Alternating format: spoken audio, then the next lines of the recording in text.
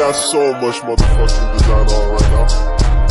Bring it down, bring it down, nigga, come out, got 3 old thoughts, I'm bitches on my line, and you know. Nah, baik, yang pertama ada teori trait and factor. Trait and factor merupakan pendekatan konseling yang mengacu pada pemahaman diri, pemahaman peserta didik mengenai karakter, sifat yang dapat diukur melalui tes psikologi yang bertujuan untuk mengembangkan dan memecahkan masalah dalam pengambilan keputusan karir. Karena individu-individu memiliki sifat-sifat yang berhubungan dengan pilihan okupasional yang dapat diukur, maka konselor akan dapat membantunya memahami dirinya sendiri, minat-minat, bakat-bakat, nilai-nilai keterampilan yang dapat ditransfer. Pengambilan teori konseling karir trait and factor dapat menjadi alternatif solusi membantu klien dalam merencanakan dan membuat keputusan karir. Nah, yang kedua ada teori Gisbert. Gisbert menyatakan bahwa pemilihan pekerjaan merupakan proses pengambilan keputusan yang berlangsung sepanjang hayat. Gisbert berargumentasi bahwa hingga usia 11 tahun, seorang anak masih dalam tahap fantasi dari pemilihan karir. Adapun beberapa fase atau masa dalam teori Gisbert. Nah, yang pertama itu masa fantasi. Yang pertama masa fantasi yang mengacu pada usia 10 sampai 12 tahun. Nah, kedua masa tentatif adalah pemilihan karir. Orang mengalami perkembangan mula-mula. Pertimbangan karir itu hanya berdasarkan kesenangan, ketertarikan, atau minat. Yang ketiga, masa transisi, masa peralihan sebelum orang memasuki masa pemilihan realitas. Yang keempat, masa realistik.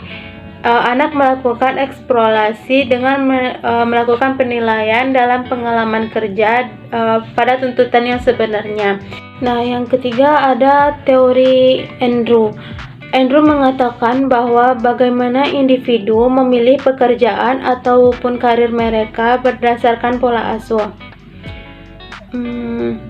Ada beberapa pengelompokan karir yang dapat dilalui oleh seseorang.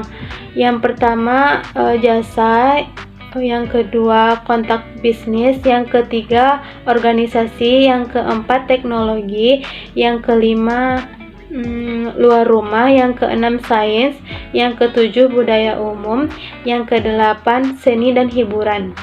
Yang keempat ada teori Donald Super.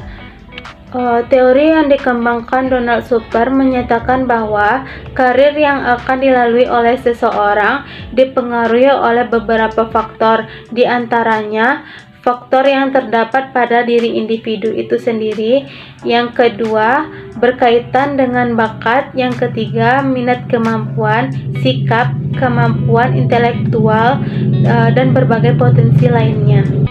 Nah, yang kelima ada teori Holland. Holland menyatakan bahwa manusia ini memiliki personality dan minat yang berbeda dan bisa ditumbuh kembangkan kepada anak. Ada teori yang dikembangkan oleh Holland menjelaskan bahwa suatu pemilihan pekerjaan atau jabatan merupakan hasil dari interaksi antara faktor hereditas, keturunan, dengan segala pengaruh budaya, teman bergaul, orang tua, dan orang dewasa yang dianggap memiliki peranan penting.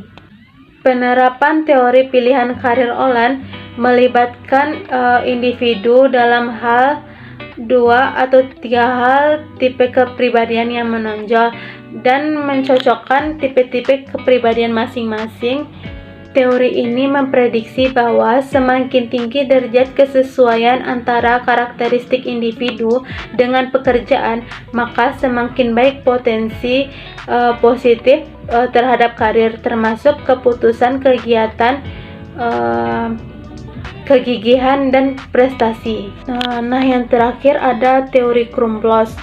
Teori Krumbolz memberikan pandangan bagi klien bahwa genetika, lingkungan, dan pengalaman belajar seseorang memengaruhi perancangan karir dan pengambilan keputusan dari pengalaman dan pengetahuan suatu profesi, maka seseorang individu merencanakan arah pilihan karir tersebut. Selain itu, pilihan karir tersebut menjelaskan bagaimana pendekatan seseorang dalam pembelajaran, pembangunan nilai, menghasilkan pilihan karir, dan memperoleh informasi pekerjaan tergantung pada interaksi antara genetik, sosial, budaya.